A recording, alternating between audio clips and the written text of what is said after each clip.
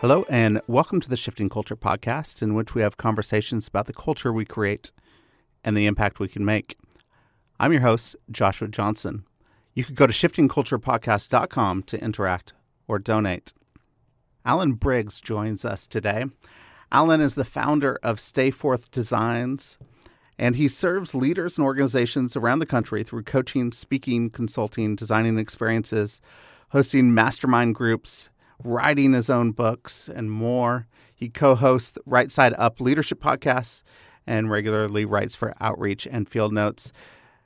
Alan and I have a great conversation about what does it actually look like to be a healthy leader? What does it mean to slow down, to engage in Sabbath activities, to do something to create some healthy rhythms in your life and your leadership so that you could bear much fruit in your organization or your church. It's a great conversation. I know that you're going to get a lot out of this and a lot of tips and ways to engage life with Jesus.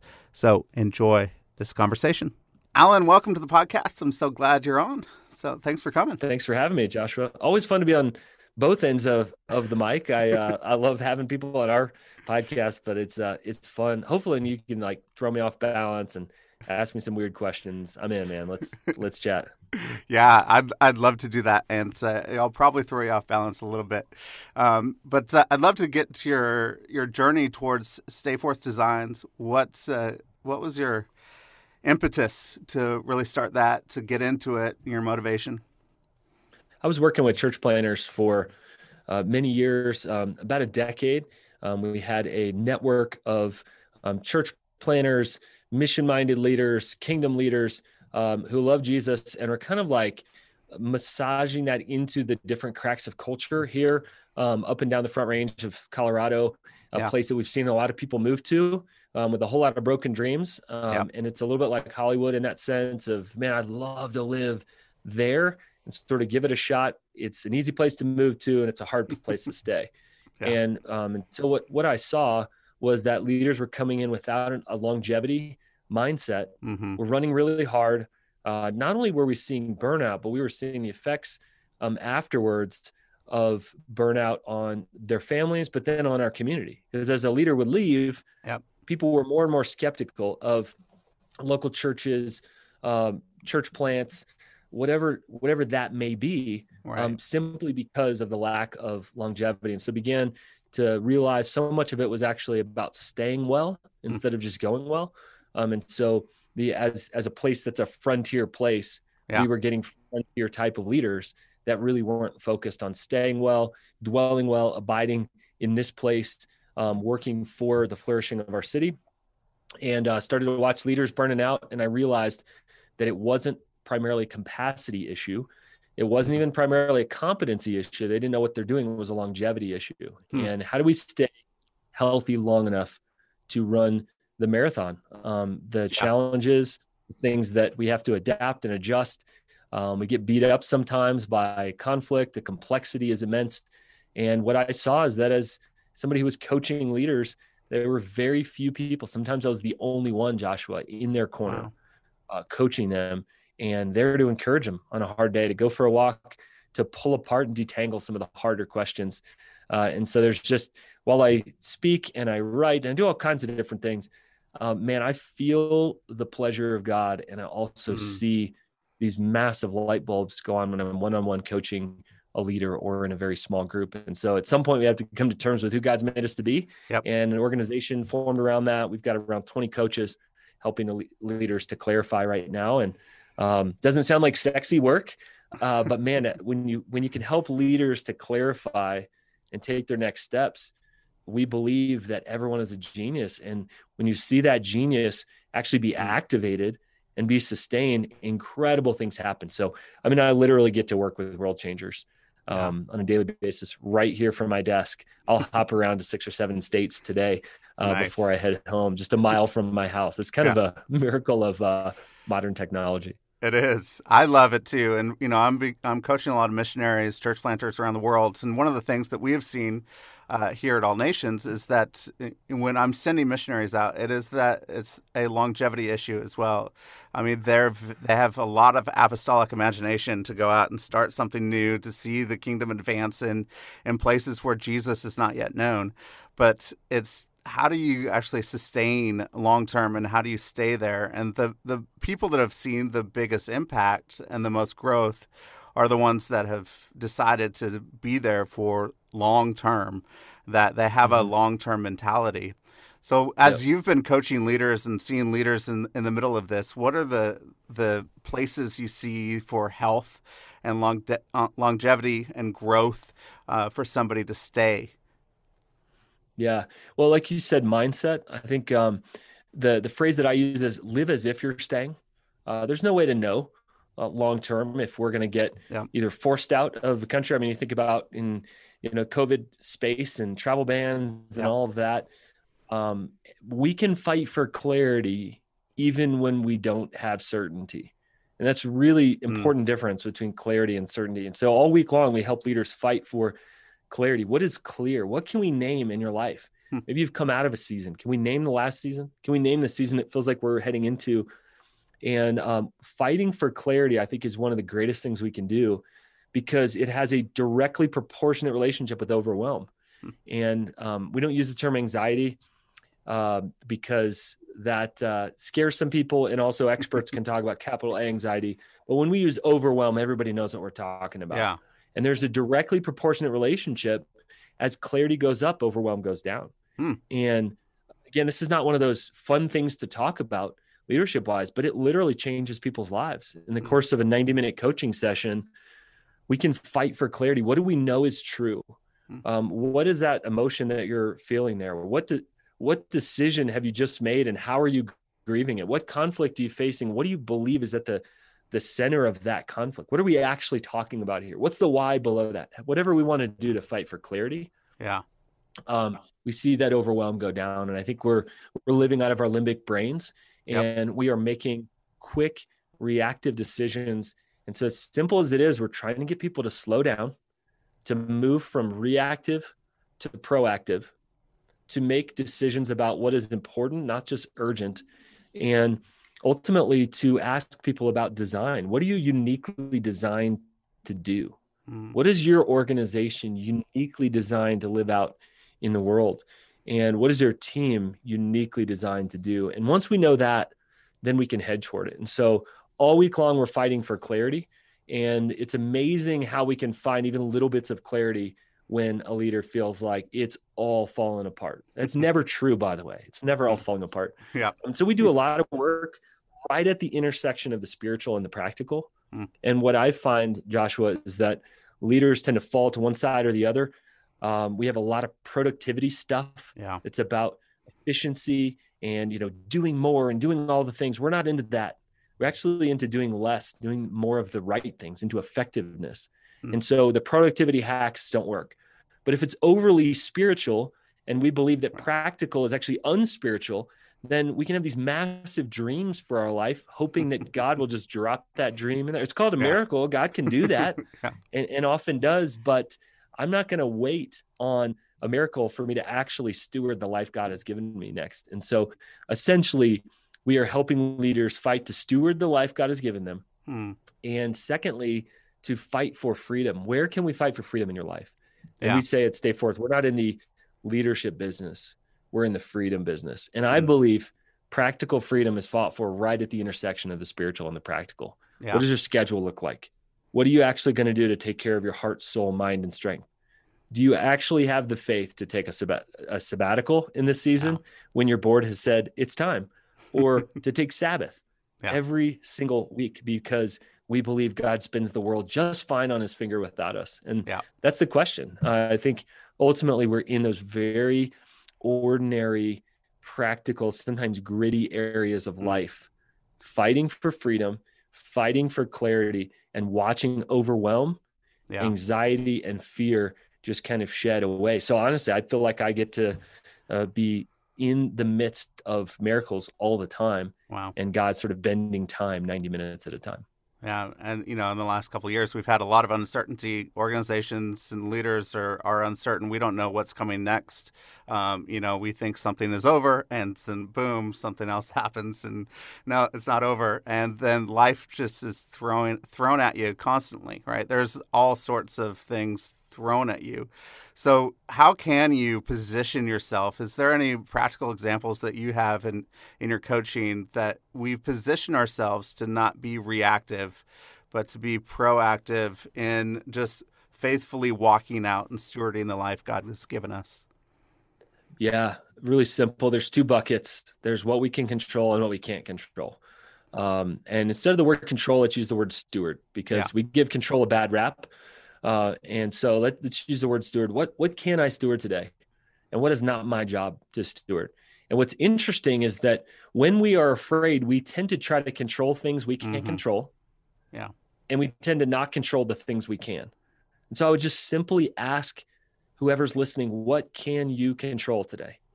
And often it's our routine, it's our rhythm. I have a journal open that we've curated called the Right Setup Journal. And each day it's, what is my purpose of today? Here are 3 blocks. Here's all that I can do. And I may want to do 72 things today. Right. I've got about 11 on here before I'll head home and trust the Lord that he can, get the work done that he needs to without me, it turns out. And that God continues, to be at work. And so I can celebrate the things that I don't control, and I can steward the things that I do. And so what we say is, we don't take ourselves very seriously at Stay Forth. We take our work incredibly seriously. We only have so much time, and we want it to have a multiplicative impact on people, and coaching, one-on-one conversations. Even the kind of leaders that listen to this podcast are movement makers, change makers in the world. We've chosen to focus our time on leaders with inordinate impact, whether it's in their families, in their communities, in their churches, in their businesses, online influencers, because we're trying to change the Christian leadership conversation from striving to abiding. And that's our big, hairy, audacious goal. I mean, some people would say we're crazy for trying to do that in our culture. And I'm okay. Like, we are a bunch of crazies, but to bring people back to I am responsible today to abide and to walk out this very small list of things that I have, and to be fully present when I am, where I am in the midst of that. So I think those 2 buckets really help. I'd say also to the organizational leader that we are responsible for living out the values, which I believe is the who of our organization. Now is the time to come back to values. Values don't really matter that much, honestly, in times when everything's going great. It's just falling in place. But man, when something hits the fan, when something changes, something adapts, adjusts, needs a pivot, we have to go back to our values and say, here is who we are. And I believe who we are matters more than what we do, because it shapes and impacts the decisions, what we say yes to, what we say no to, and the who matters hugely right now. So if you're an organizational leader listening, now is the time to pay attention back to our values, to re-clarify our values, to share those to our team until we're red in the face, and to apply those carefully, because anybody can slap 4 or 5 words up on a wall, but it's really hard to make decisions with a grid and a filter. And that's a lot of the work that we do, is helping people develop a filter. It's a whole lot harder to help an organization or a team develop a filter collectively for what we are going to do, what we're going to say yes to, and what we're going to say no to. And that's it right now. Yeah. And that's so important. I think we here are really grabbing a hold of our values, and we're not only just doing that for our core team here and our missionaries on the field, church planters. We're also doing it for any constituents, the people that pray for us, the people that support us financially. We're trying to express our values and say, the way that we live out our values and how we are faithful to what God has given us is more important, right? It says in John 15 that if you abide in Jesus, you're going to bear much fruit, right? You abide with me, you'll obey my commands, you'll bear fruit. And he's the one that's in charge of the fruit, right? So we have to take those steps. Is there any any examples that you have where you've seen an organization shift from a striving mentality to an abiding mentality, and the difference of impact and fruit that has had? Yeah, I've seen that on a individual layer or kind of leadership application to people's lives, and then I've seen that on the application to an organization. I can't share names here, right? Right. I want to protect privacy, but it's interesting that success is more disorienting than failure. And I work with a lot of disoriented leaders because with success comes options. And nobody talks about this stuff is, oh, I want to be, famous, influential, successful, whatever words we use. We want to succeed. We want to do well with what is in our hands, but we don't understand what comes with that. And with that is going to be more opportunities to say no, more opportunities to disappoint people, more opportunities to have a really tight filter or grid for what we're going to say yes to. More people are fighting for our time. And so that's the space where people come into coaching, usually not where they're failing in huge ways, but where they're saying, this is the pain point. I don't know. I'm disoriented. This all seems good. And the fight is not between good and bad, between good and best are the leaders that come to us for coaching. So one leader is making a whole ton of money, trying to get out of debt, and trying to figure out what is actually the good life for him. Because at some point, the opportunities are not between thousands, hundreds, thousands, they're between millions. Yeah. And he's trying to figure out what is the good life for me. And he's found some clarity in that, heading toward those goals, not that it's been perfect. He's bumping along there, right, making mistakes and along the way, of course, and realizing that actually the vision for the good life is really about for abiding well, being a present father, being a present husband, and not feeling like he has to get yanked around to the next big opportunity. And so we push aside for him, decisions involving millions of dollars. And we come back to what is the good life, the life that you are designed to live, and what is in your responsibility to steward. And we chip away at that week after week, 90 minutes at a time. A second one was a leader that actually just sold his company, and we went away for 4 days. We climbed peaks and went on a Polaris and had a whole lot of fun. We had some serious conversations next to the fire as well about sorting out, okay, so you've succeeded. What is the next season? And we do a lot of second half of life work, looking back and then being present in the moment and saying, what season are we in? And then looking ahead. And so just seeing huge gains and him clarifying, again, unique design. What am I designed for? So what if I have resources? How will I invest my best time? And then organizationally, I'm working with an organization that was just given a massive property, and it's their second property, and they're having to scale way faster than they had imagined. Yeah. And so I'm saying to this leader in this organization, what got you here is not going to get you there. And so to move from that addition mindset to that multiplication mindset is about him abiding more than it is striving. He actually needs to do less and be more present, be more relational, be more about communicating. And he's hustled to get here. And so you think the higher you are, the more you have to hustle, but actually sort of the higher on an org chart he gets, the more he gets time and space and needs to listen to the Lord more and has complex conversations and decisions. What I believe is that whether person or organization, it all comes back to leaders having to respond to the Lord. And you know that in terms of values don't just naturally get lived out. People choose to pay attention to those things and be faithful to those things. So couple snapshots. I could go for hours. I better not though. That's good. Have you, as you're coaching leaders, have you seen any commonality in between them? What are some of the major common themes that leaders are going through, the pain points that they're going through as they're walking and navigating this life? One of the phrases I use perpetually in leadership coaching is pay attention to what you pay attention to. And I think we're paying too much attention to the wrong things, not always evil, but certainly neutral. And I'd put something that's aspiritual in there, like social media, that can be a great tool, but can also be overused. And comparison just slips in so easily, especially when we're tired. And so pay attention to what we pay attention to. What are the things we long for and what the things that we look forward to? And then what are the things that absolutely either drive us crazy or just wear us down? And so we talk a lot about drains and fills right now. So every single leader needs to reassess their drains and fills right now. And unfortunately, that applies to people as well. We need to get around people that give us life and encouraging people.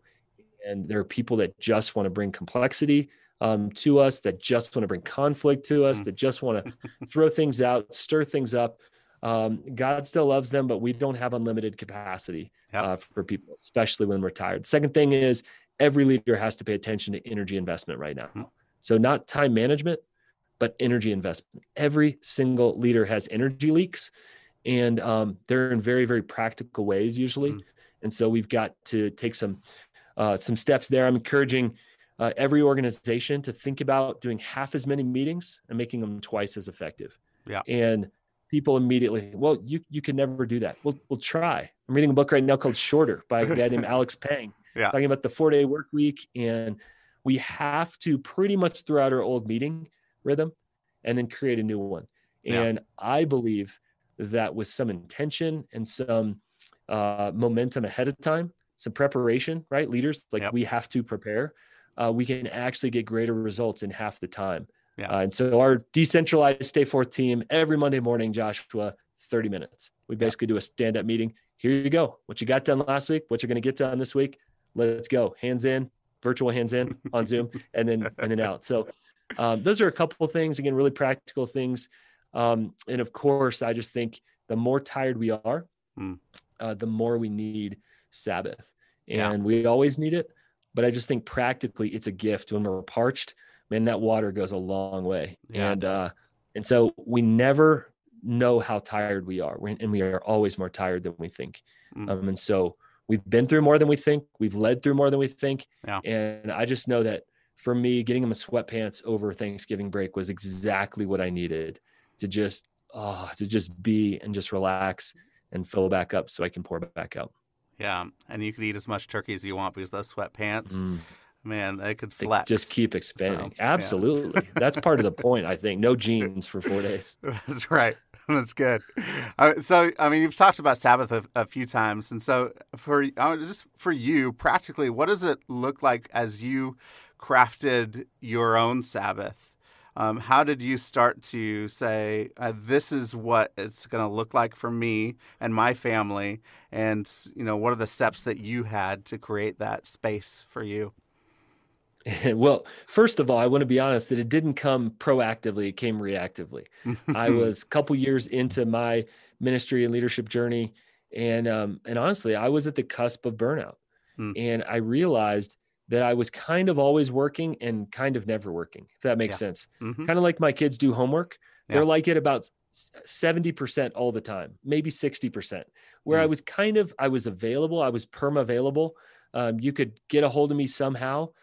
So kind of always working, kind of in my head, kind of available, but never really working that hard. And I've moved to a schedule of intensity where I'm fully on or fully off, fully present to my family or fully present to a coaching client or a podcast or writing, like we are right now. And that focus was key. And so I had to, literally to survive, to continue leading, I had to Sabbath. So I want to be clear about that. It wasn't like, this is what scripture says, so I'm going to do it. It was God just grabbed me kicking and screaming like a fool into that. A lot of us get into that way. And it literally saved my life. And as an experiential learner, primarily, I had to get pummeled by leadership and people's expectation and conflict and complexity to get to the end of myself, like many young leaders, especially young men. We just don't believe it until we don't have any more gas in the tank. Charisma and energy will only get us so far. And I got to the end of that, like really quickly. And I almost burned out in about 2 years. So since then, it depends on our season of life with kids. The adoption season looked very different from the open nesting season, or I guess from the double income, no kids season. The empty nest season looks very different for people. We've got 4 kids right now, and there are seasons when my wife and I both had the full day off together. And I just think the commonality there, again, back to drains and fills, it's a get to day in Mm-hmm. a have to world. And to just ask yourself, is this a get to Mm. moment? There are books I read for work that I really feel like I have to stay close with my leadership craft and what other people are learning. Yep. And then there are books that I just get to pick up. So I'm reading kind of a cartoony type, kind of a fun book right now. I just wanted to pick it up for a while. And Yeah. that's my get to book. And that's very different from what I'll read on Sabbath. My cups of coffee and my meals are longer on Mm. Sabbath. And it's a get to of why not? Let me go out to this a coffee shop and eat an amazing cinnamon roll.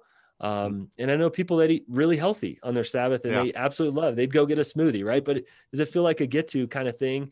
Even exercise looks different. And I tend Mm. to I live in Colorado, so I'll be out in creation for part of that time. Yeah. And try not to just do those mundane things like errands that are just kind of a different type of work. And screen time is, Yeah. I try to limit that on Sabbath. And again, I'm no perfect leader and no perfect Sabbath keeper. And it's really not even about that, but if it's draining to sit there on social media, that's the bad choice of time. Yep. But if it's fun to go watch a silly movie with my kids, that could Yeah. be a great use of time. Pull the popcorn out and let's do that. So that's Yep. sort of how I've stumbled through Sabbath. And again, I would encourage you listening to think through the practical aspects for you. Every time I'm outside in creation, Mm. my mood swings up. Yep. Pay attention to what you pay attention to. Yeah. Yeah, that's so good. And a lot of those things are, my wife and I, as we're trying to be really intentional with our Sabbath. I mean, we haven't been that intentional in the past, and we're just saying we have to do it, and we have to be intentional. It looks different. We have a 4-year-old at home, so it looks.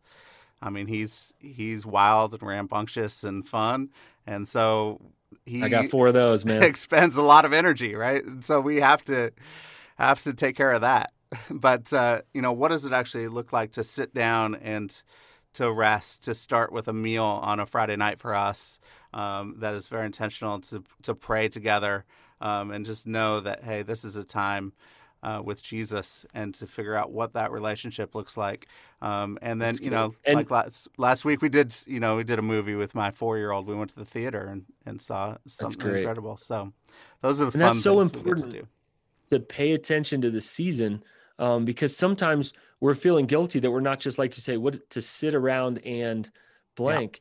In this season, it may be chasing a kid around at the park, and that might not feel that Sabbathy. You look at somebody else, and they're out for some long dinner somewhere, and they're on a weekend camping trip. You're like, oh, that's really what it is. You got to figure out what it is for you in this season or phase of life. Bring the family into it. And then one really important thing for ministry leaders is we tend to build so much of our week around transformation in other people's lives. And I know certainly, that's most of my time is helping people transform into who God has designed them to be. But you can't measure that. And you can't physically, tangibly have that. And so I encourage people to pick up habits that are, hobbies, things they love to do. Yeah. If I can build something during my Sabbath, I am so happy. If I can stain something, if I can cut something, if I can build something out of reclaimed wood, I have a pile of wood that I keep behind my shed, and I'll just pull it out. And my wife kind of sees it. I get in that like creation mode and like, I need splinters in my hands. I must build something. And it could be for 30 minutes or 3 hours. But to me, it is like, oh, that is so helpful, because ministry is not very tangible. And kind of the adage that if you work all week with your mind, Sabbath with your body. If you work all week with your body, Sabbath with your mind. And that's been really helpful. I love getting in a river that's flowing and catching fish, or sometimes not catching fish, but it's very, very tangible, right? You can touch the water, you can touch the fish, you can smell the air.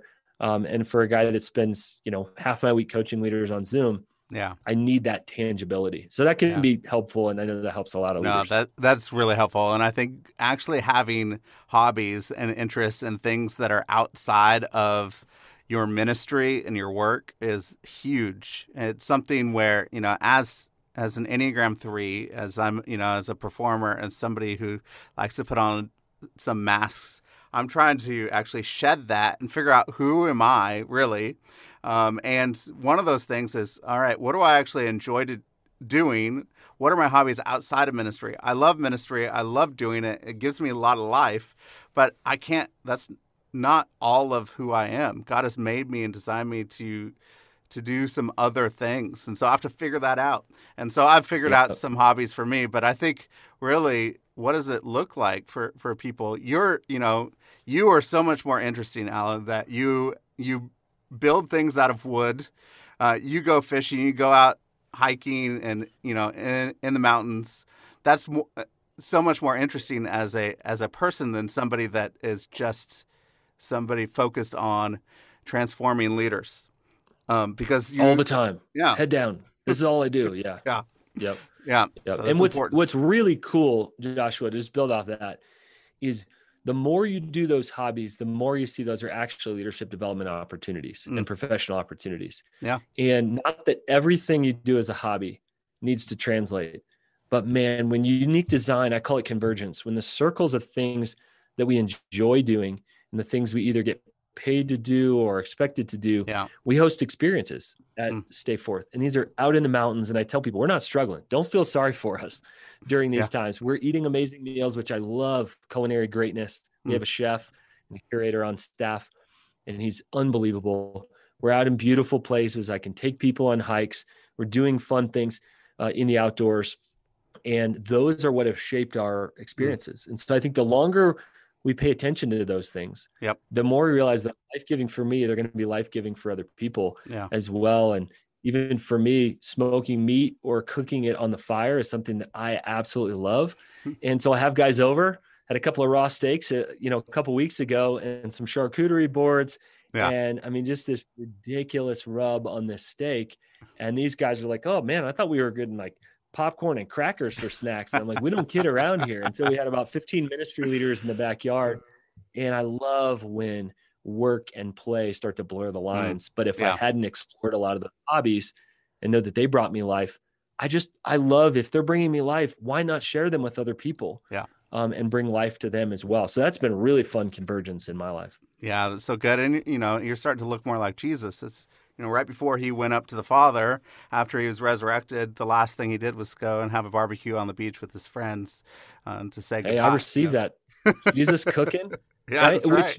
Let's talk about that story for a second, because I've been fascinated by that story for a while now. When we start every experience, we call it breakfast on the beach. And we think about the food was the exact same in the feeding of the 5,000, right? Bread and loaves. And yet, to my knowledge, it's the only place we see Jesus cooking in Scripture. Now, I have all kinds of questions, like, did he actually cook the whole fire? Could he just produce coals? Was that a miracle situation? I don't know. There's a lot we don't know there. But what a cool moment to say, while you guys distributed food to everyone else, while the miracle happened through you, this right now is a meal for you. Yeah. And what I see as leaders starving for anything for them. All week long, we do things through us. Yeah. And breakfast on the beach, I hear Jesus kind of saying like, hey, you've seen this before. That was miraculous. This one's going to be special because I prepared this for you guys. A very normal meal they would have eaten at that time.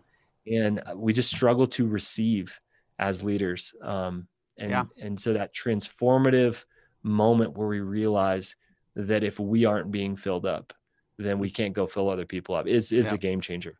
It is. That's so good. And I love it. That is my favorite story in the New Testament. So I love that. And, even in the road to Emmaus at the end, Jesus was known to everyone through the breaking of bread. So it is something, with breaking of bread, of eating together, of being there with a meal with Jesus, that Jesus has something special for us with that, with, smoking meat and having great charcuterie boards. Like, there is something special there that's holy. Every time. Yeah. Every time. And you go deep. And so, I would encourage people to go deep in that with other people. And that cooking, that smoking of meat is something that takes a lot of time. It's slow. It's a slow process. On the beach with his followers, Jesus, making a fire is not a fast process. That's a slow process. And then, having that fish and cooking it. And so as we're entering into process, we get to interact with one another and go deep with one another. And that Jesus's way is not a instantaneous, this is it for you. We actually have to slow down and enter into what he has for us. And so what other ways have you found of the slowing process? What are some things for us that we can do to slow ourselves down and be fruitful at the same time? I know for me, I am accidentally almost always walking fast. And that communicates something Yep. to other people, right? That I'm not going to slow him down, or I don't have time for him. And so the discipline of walking again, like going out for a walk and not even maybe taking my phone with me, not trying to record Yeah. how many steps or how many miles, but just to walk. When I hike, I tend to, accomplish something or try to scramble over something, but Yeah. just a walk, plain old walk in the neighborhood. My wife and I love doing these, especially on a warm, long summer night. We'll just take the Yeah. family. Let's go for a walk. How long? I don't know. Let's just see. And so that's been a good discipline for me. Being with my kids in the afternoons. I started as an experiment and now have shifted to a shorter workday. Mm. And I've had to, I'll call it a compressed workday. It's all still there. I'm actually getting Yeah. more done, but in shorter amounts of time. And some days guess what? I just don't have time Yeah. to check email because I don't have the priority to check it really. Yeah. And so picking my daughter up at school and my son up, ending the workday early, and then being present for the afternoon for them, I find that my mind just kind of winds down a little bit, and I have time with them, and just little things like getting them a snack or helping them with homework or whatever that Yep. looks like, has been really helpful for me. And I think a lot of these disciplines are related to food because we tend to use food as utility when Yeah. food is really an amazing gift as well. Each morning I take 10 minutes. I know it doesn't feel like much, but 10 minutes to slow down Yeah. and to proactively look at my day. And I referenced the Right Side Up journal that we've curated. And on the left page, literally it's just 3 blocks of morning, afternoon, and evening. And when I look at that, I realize I can't do everything that I want to do. Here's what I can do. And then on the right page, there's spots. I'm opening up my journal right now. There's spots where I can grab a thought or a question or be curious. And so it's kind of that like left brain, right brain piece of that. And in 10 minutes a day of slowing down, I actually look at my day and say, this is what really matters. And just to name the purpose of each day. And it all sort of centers around that axis. And most times it's around helping leaders to understand their identity and to get healthy and live from that. And I'll just tell you, Joshua, that just grounds my whole day. When I'll get a call or a text from a leader, I'll have space and I'll remember today is actually about helping these leaders. This is an opportunity. This is not a bother. And maybe the last one is just pushing off email or text until later, going in airplane mode, fully present. So I'm not getting 6 texts while we're talking right now or during a meeting. And then my brain is in a couple different places. Yeah. And most leaders are skilled at being in a couple different places at the same time. But just to say, this is truly what matters to me today, what's right in front of my face. And if it isn't, then I scheduled poorly and I have a priority issue. Yeah. Yeah. That's so good. Those are great things for us to start to implement and to do. One of the things, I don't know, this just came to me, but what are some things or something? I mean, you could take it in any direction. You could take it as a personal thing or something you see in leaders. What are the things that Jesus is calling people into, maybe calling you into, that you fight most about, that you struggle to enter into it, to say, I don't know if I really want this, but it's actually something that's a gift from Jesus, but it's a struggle to actually enter into it? 2 things, and they're connected, that I see right now. Number one are limits. I think the Father is inviting us to pay attention to our limits. Yeah. I mentioned a lot of leaders running on low energy right now. And as we record this, we are in the midst of the holidays. And I believe there's an invitation that is to say, I have limits and I actually have less energy than I did in the past. Yeah. And I think if we can pay attention to what some have called the gift of limits, that in our culture, we want limitless. We want the person that's always available, can always produce content, can always create the next thing, can always show up to the meeting prepared, can always, you name it. I can't always do anything. Yeah. And so to pay attention to the limits that we have, and we all have different limits. I have very, very high capacity in certain ways and incredibly low capacity in others. And that's true of all of us.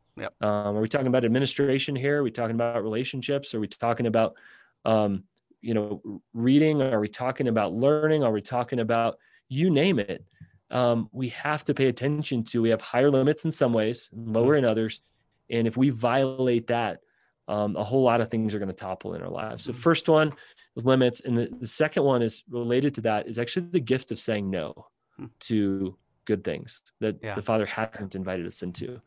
We say yes out of impulse. And I'm catching myself when I want to I got another coach who I absolutely love texted me the other day and said, "Hey, is it time for us to collaborate on something?" And I almost just said, "Heck yes. What are we actually collaborating on?" Instead of say, "Could you give me a little bit more info on what your organization did in 2021 and some of the things you want to accomplish in 2022? Because that may be a good decision or maybe not." Yeah. And he kind of recanted and went, "Oh, sorry. I don't even know kind of what I'm doing. It's just what we do. Let's do something together. We don't even know what we're getting together to do." That's so good. And so I think saying no, and our no being powerful and not even like, "Hey, hit me up in another month," but I cannot do that right now. I no longer go to coffee appointments to get my brain picked. I'm sorry. Because I'm in covenant relationship with other people who I've already committed to, coaching clients, and first of all, my family. So I just think if we can pay attention to limits, if we can have the courage to say no, there's the freedom for our yes to truly be yes, or a heck yes on the other side of that. And I think all those three are braided together.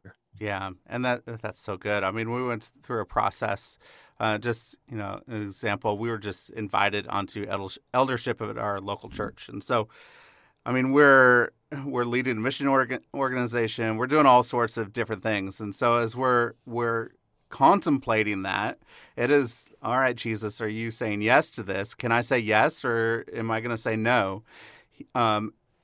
He said yes to us, so we're going to enter into it. But it meant that I have to say no to other things. There are things on the other ends and other sides of things that I'm going to have to say no to because of it.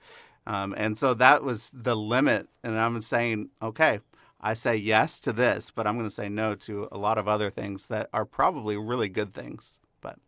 And one of the things that I spent a lot of time with leaders talking through, and especially in 2021, were filters. What are our filters, proactive decisions ahead of time we have for a yes or a no? Yeah. And I'm telling you, if we have to make every decision in the moment, we're going to make some poor decisions. But if ahead of time you make a decision, when emotions are high, intelligence is low. Yeah. And so if we can say, every single time somebody asks me to speak somewhere, I want to say yes, 100% of the time. I love communicating with people. I love being with people. I love sharing what I'm learning. Rarely is that a good decision for me to hop on a plane, leave my family, and go amidst the experiences that we're doing and amidst the other ways that people are coming to Colorado to meet with us. So having to say, hey, I would love to, do you mind just filling out this speaking request form? We can get a little bit of information and we'll take about 2 weeks to get back to you. And those filters, those next steps are going to help me make the best decision I possibly can. And sometimes I said, I'm not taking any outside meetings outside of coaching or podcasting or whatever that is for the next 2 months. I've made the decision ahead of time. The decision's made for me. So I think that's even one more thing to add to what you're talking about, is to say that everything is guilty till proven innocent in this moment, so I can pay attention to margins, so I can pay attention to people in front of me, so I can pay attention to my team who desperately needs care and attention, which all of our teams do right now. So I think there are seasons of that where our filters need to even be higher. Yeah, that's so good. And it's so healthy to enter into that. 2 really quick questions at the end. One, if you could, I don't know if this is actually going to be quick, but if you could go back to your 21-year-old self, what advice would you give? Slow down and do your next right thing. Such good advice. So good. So good. What have you been reading, watching lately that you could recommend? Book called Shorter, I referenced earlier, Mm-hmm. talks about the 4-day work week and shorter meetings and how people are experimenting with that across fields. We have actually have implemented that. My favorite books I've actually done something with, Yeah. and I know they've deeply impacted me. Priya Parker's book, The Art of Gathering, is phenomenal. Mm. And I think we need to reimagine why and how we're gathering in this season. Reading several on coaching. I always am. That's kind of more niche within the space. And one called New Power recently, Mm-hmm. talking about Yep. old power versus new powers, kind Yeah. of social systems could be really helpful for movemental leaders. I think we're seeing both the good and the bad of Yeah. how easy it is to create environments and atmosphere and essentially a new type of power through some of the tools in our hands. Mm. So those would be three that I would throw out there. I'm always reading in spaces that can unify people. Yeah. And so I like to read about human nature. So Malcolm Gladwell type of things, Mm-hmm. Proverbs type of wisdom Yeah. that I could build a bridge with somebody who doesn't know Jesus and draw them into what I call a backdoor conversation Mm-hmm. on that. And so it's interesting. I'm often not reading Christian classics, although those are amazing. And that's a great Yeah. discipline to do. It's, scripture here, and then sort of some of those modern day bridge building opportunities in terms of books. And I distill that in a monthly email called Change Makers to people, because I feel like I'm taking in more than I can actually steward myself. Yeah. And I want to kind of distill those nuggets to other people. If I can't get 100 coffees, I might as well send that to a couple hundred leaders. Yeah, that's good. So where can people find your work? Yeah, just head over to stayforth.com. So not go forth, but stay forth, stay forth designs. That's kind of a hub for all things, follow on the socials, but really over on our website, our coaching page and our experiences page, you can see we're putting most of our energy and effort right over there. I actually have a personal coaching page as well, just alanbriggs.coach.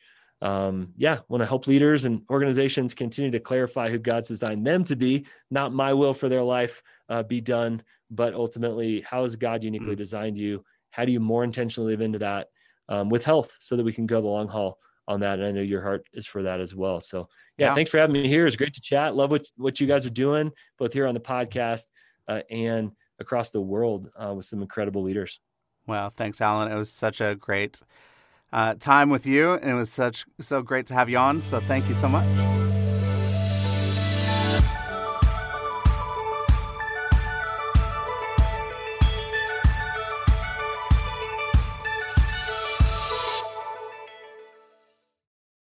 Thank you for listening to the show today. If you're really enjoying the show, please don't forget to hit the follow button on your favorite podcast app. You could do it right now. Just hit that little plus. And then I would love it if you would leave a rating and review on Apple Podcasts. So you could go right now to the show and leave a star rating and review and let us know how you are enjoying the show. And find us on Facebook and Instagram. So if you want to connect, interact, I post a lot of quotes and different things that you could actually interact with the episodes and let me know how you are enjoying the show. If you feel inclined to donate, there is a support the show link in the show notes, and it would send you directly to a page where you could donate so that new episodes can be produced for your enjoyment. So thank you so much for listening, and I hope you have an incredible week.